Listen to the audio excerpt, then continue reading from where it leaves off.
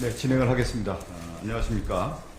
오늘 이재명 당대표 민생경제 기자회견 사회를 맡은 대변인 박성준입니다. 먼저 이재명 당대표님의 모두 발언으로 기자회견을 시작하겠습니다. 오늘 예정 시간은 30분으로 되어 있습니다. 네, 우리 언론 여러분들이 약간 아쉬울 수 있습니다. 존경하는 국민 여러분, 그리고 사랑하는 당원 동지 여러분, 대한민국 경제의 근본이 흔들리고 있습니다. 무한 내피의 시기, 가게는 소비하지 못하고 기업은 투자를 하지 못합니다. 가계와 기업이 경제적 고통에 신음하고 있습니다. 세계적인 경제 환경 급변으로 고금리, 고물가가 일상이 됐습니다. 대출 이자 갚기도 버거워서 우리 국민들은 아예 지갑을 닫고 있습니다. 소비가 대폭 줄면서 가뜩이나 힘든 소상공인들은 존폐의 위기에 처했습니다. 실질 소득도 감소하고 투자도 소비도 계속 줄어들면서 경제가 점차 악화되고 있습니다. 수출로 먹고 살던 우리나라가 12개월 연속 수출 감소라는 현상에 직면했습니다. 올해 상반기만도 35조 원에 이르는 무역수지 적자를 기록했습니다.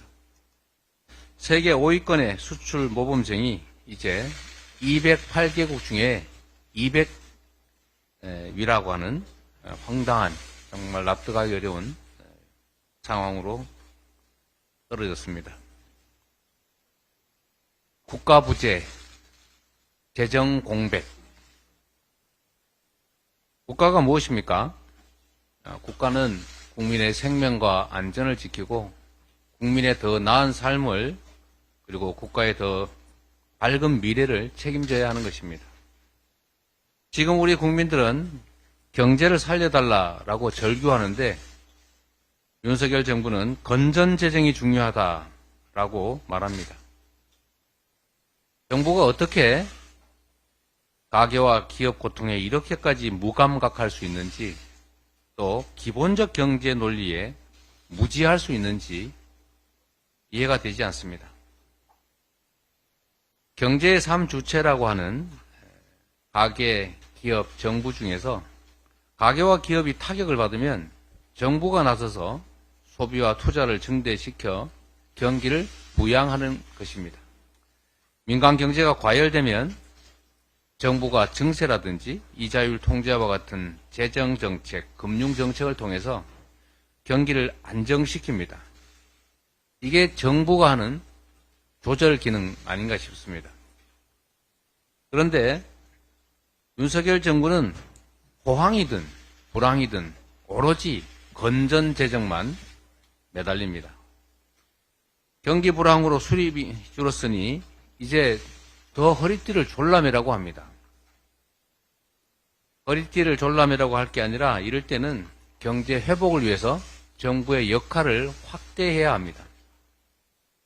올해 2분기 소비, 수출, 투자 모두 감소하는 트리플 위기가 발생했습니다.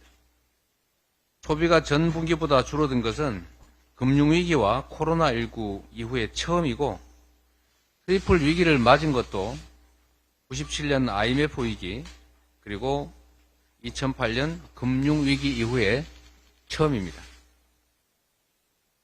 외부 충격도 없이 왜 이렇게까지 됐겠습니까? 정부가 지출을 늘리는 등 경기 부양책을 강구해야 하는데 재정 건전성에만 매달려서 지출을 줄였기 때문입니다. 정부가 경제 위기를 심화시키고 오히려 경제 성장률을 끌어내리고 있다는 비판이 타당합니다.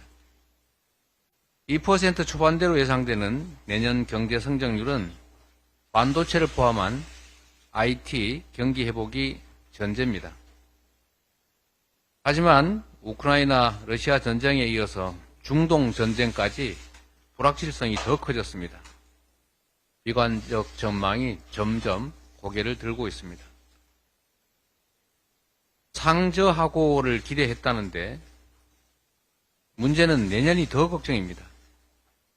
경기 침체로 세금도 잘 거치지 않고 초부자 감세로 인한 세수 결손에다가 소극적 재정 운용까지 정부가 지금처럼 무대책으로 민생과 경제를 방치하면 경제는 더 나빠질 것이 확실합니다.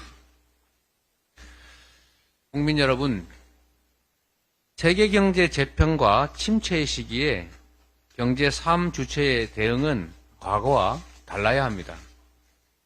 성장과 변화가 경제위기 대응의 핵심 키워드입니다.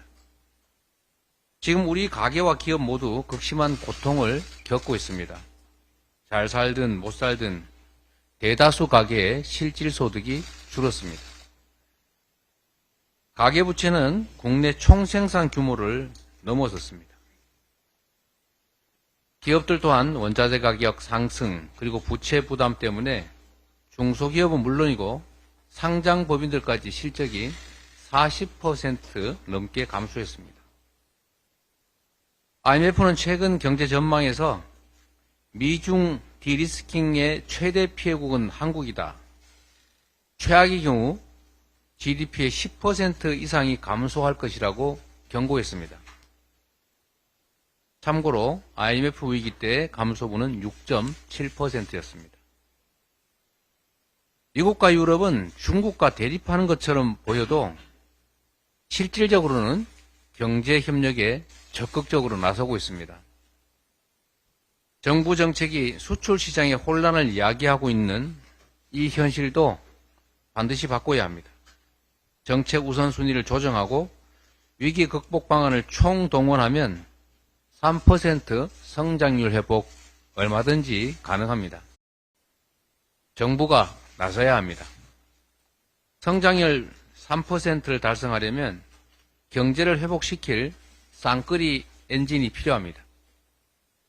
그 한 축은 연구기술 개발, 신성장 동력 발굴, 미래형 SOC 투자입니다.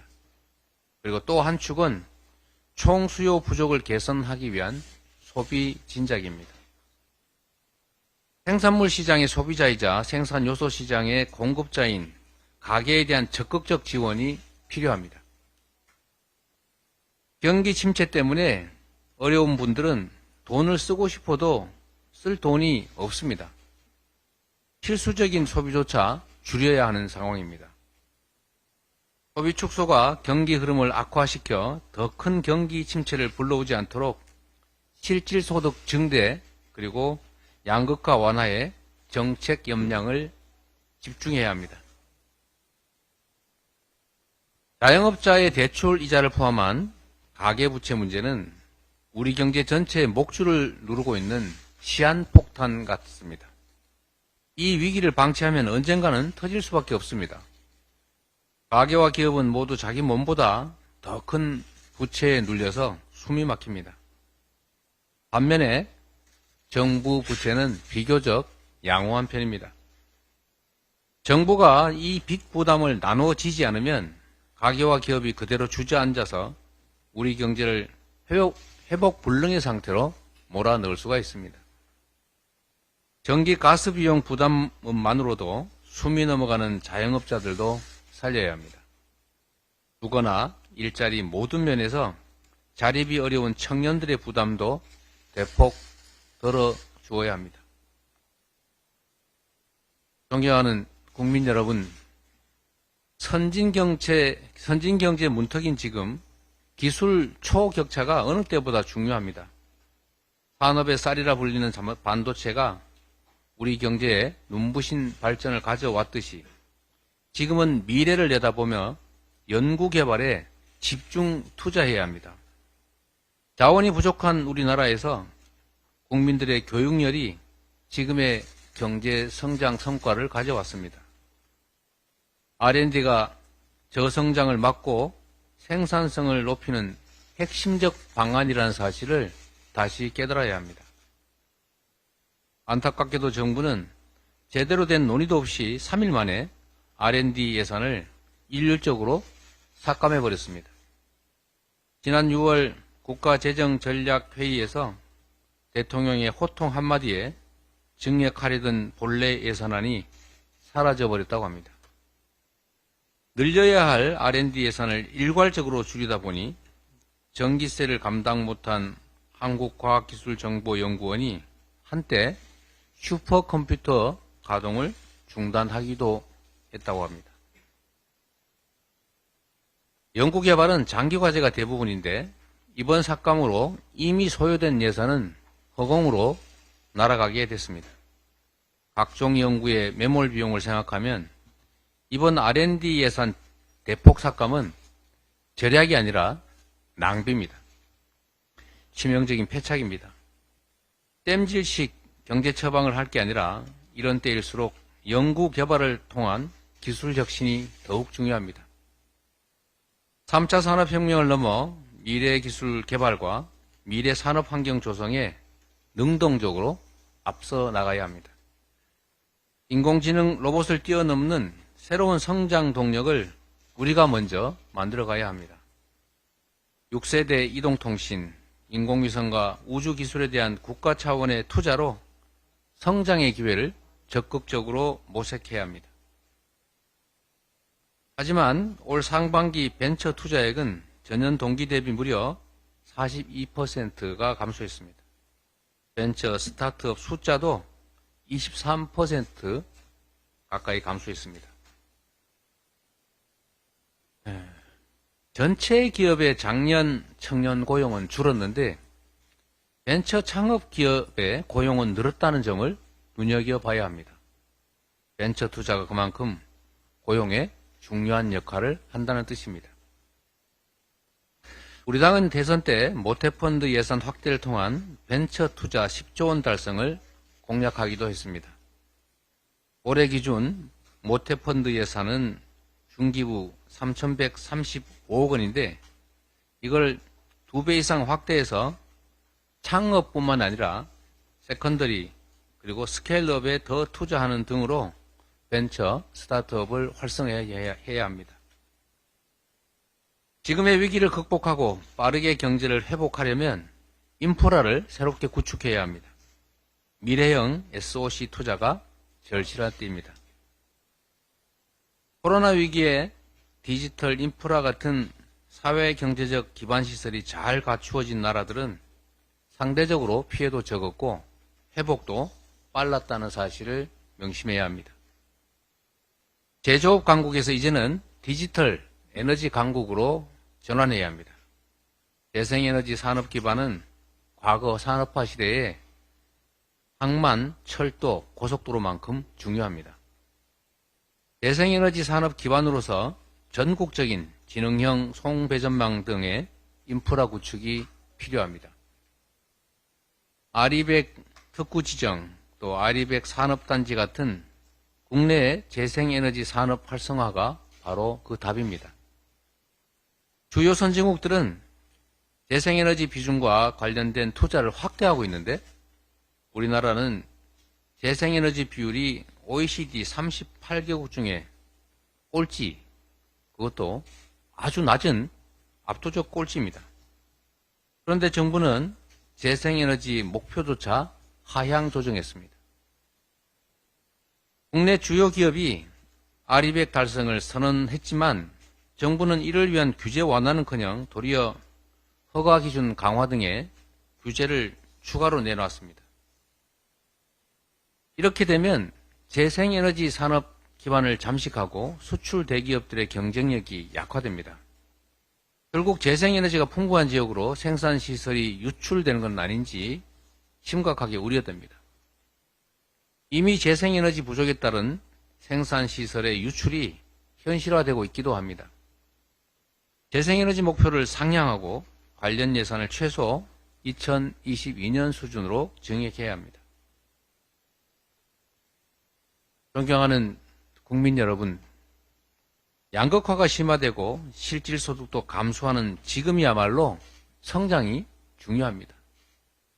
성장이 돼야 일자리도 나오고 민생도 개선되고 재정도 회복됩니다. 불공정과 양극화는 갈등과 분열을 심화시키고 경제 역량의 효율성을 훼손합니다. 자원과 기회가 효율성을 발휘할 수 있도록 정부의 적극적인 역할이 요구됩니다. 정부가 성장 회복에 마중물 역할을 해야 되는 것입니다.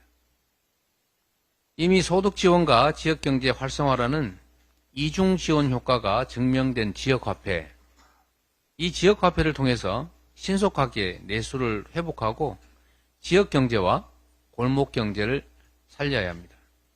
지역화폐 예산을 증액하고 중장기적으로 지역화폐 발행과 지원 사항을 의무화해서 계속 사업으로 진행해 가도록 하겠습니다. 경기가 어려울 때 정부는 투자세액 공제로 기업의 투자를 장려합니다. 기업의 소비 행위가 투자인 것처럼 가계의 소비 여력을 확대해서 내수를 살려야 합니다. 1년 한시로 임시 소비세액 공제를 신설하겠습니다. 예산의 대폭 증액으로 민생 부담을 완화해야 합니다.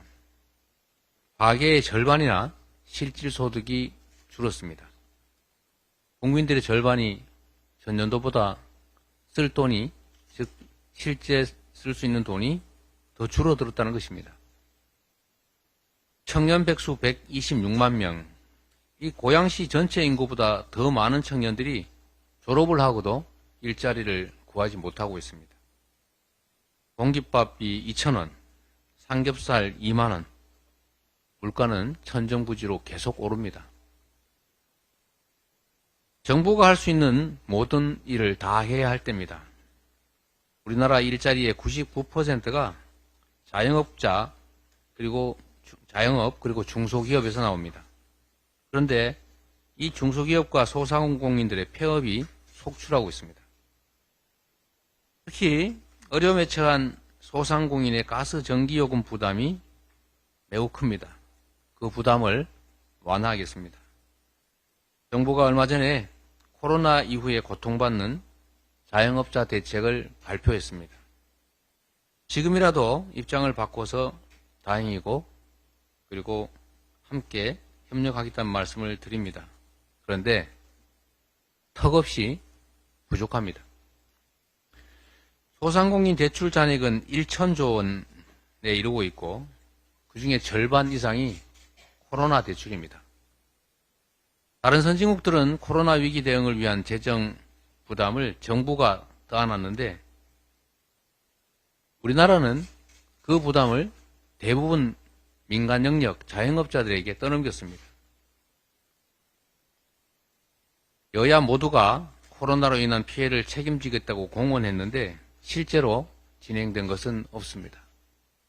우리 민주당이 수없이 대선 때 약속을 지키자 새롭게 소상공인 자영업자 지원 정책을 만들어 집행하자고 했지만 마이 동풍이었다는 안타까운 말씀을 드립니다. 지금이라도 늦지 않았습니다. 약속한 대로 그리고 며칠 전에 발표한 대로 실현 가능한 대책을 집행해 나가기를 바랍니다. 최근 민간 대출의 연체액과 연체율이 모두 급격히 상승하고 있습니다. 더 심각한 것은 대출의 73%가 만기 1년 이내의 단기라는 점입니다. 민관이 협력하여 3조 원 가량의 이자 부담을 줄여주는 금리 인하 프로그램을 정부 여당에 제안합니다. 우리 서민들의 교통비 부담이 너무 큽니다. 독일은 서민의 교통비 부담을 줄이고 동시에 탄소 배출도 줄이는 9유로 티켓을 발행했습니다. 독일은 지난 5월 이 제도를 전면 도입해서 대중교통 무제한 정기권인 49유로, 우리 돈으로 한 7만원 정도의 티켓을 발행했습니다. 독일이 시행한 최고의 정책 중 하나라고 평가받을 정도입니다. 우리도 가능한 대책을 만들어야 합니다. 그래서 우선 청년들의 교통비 부담을 줄일 수 있도록 청년 3만원 패스를 제안합니다. 이 제도가 안정적으로 정착되면 전 국민을 상대로 확대하도록 하겠습니다. 참으로 안타까운 일인데 전세 사기 피해가 계속 늘어나고 있습니다. 피해자 구제로 다시는 이로 인한 극단적 선택들이 생겨나지 않도록 해야 합니다. 우리 당은 보안 입법을 약속해서 그 약속대로 이미 개정안을 발의해 놨습니다. 전세 사기 가해자를 처벌하는 것도 당연히 중요하지만 전세 사기 피해자 구제가 더더욱 중요하고 시급합니다. 전세 사기 피해자 구제를 위한 입법은 물론이고 전세 대출에 따른 이자 부담도 완화해 가도록 하겠습니다. 1인 가구도 계속 늘고 있고 월세 비중도 점점 높아가는데 월세 대상의 12%만이 세액공제 혜택을 받고 있다고 합니다. 소득이 낮은 세입자들에게도 실질적 도움이 될 수 있도록 기부금 공제처럼 2월을 통해서라도 월세 공제가 가능하도록 월세 공제 혜택을 받을 수 있도록 하겠습니다. 존경하는 국민 여러분, 윤석열 대통령께서는 시정연설에서 국민께서 바라는 국정 운영의 변화를 거부하셨습니다. 1년 반 동안의 정부 실정에 대한 합리적인 설명도 없었습니다. 우리나라가 선진국 클럽이라는 OECD에 가입한 이듬해 IMF 위기를 맞았듯이 계속되는 위험 신호를 무시하면 또 한 번 선진국 문턱에서 자초할 수밖에 없습니다. 달라지겠다. 국민이 늘 옳다는 대통령의 말씀은 가계와 기업이 휘청일 때 정부가 적극적인 역할을 해 나가야 비로소 실현될 것입니다. 국정은 장난이 아닙니다. 주 69시간제, 의사정원 확대 이런 것들처럼 오늘은 이 의제를 던졌다가 내일은 슬그머니 또 다른 의제를 내미는 식으로 국정을 가볍게 다루면 안 됩니다. 민주당은 무거운 책임감으로 그리고 말이 아닌 행동으로 민생 해결과 경제 회복을 주도해 나가겠습니다. 비온 뒤에 땅이 굳어지듯이 더 단합된 힘으로 유능한 정당, 효능감 있는 정치를 실천해 가겠습니다. 민생 경제 회복을 위한 성장률 3% 달성 확실히 추진하겠다는 말씀을 드리면서 정부 여당의 전향적 태도를 다시 한번 촉구합니다. 고맙습니다. 네, 이재명 당대표님의 모두 발언이 있었고요. 오늘 민생경제 기자회견은 성장률 3% 회복이라고 하는 말씀을 내세우면서 모두 발언을 해주셨습니다.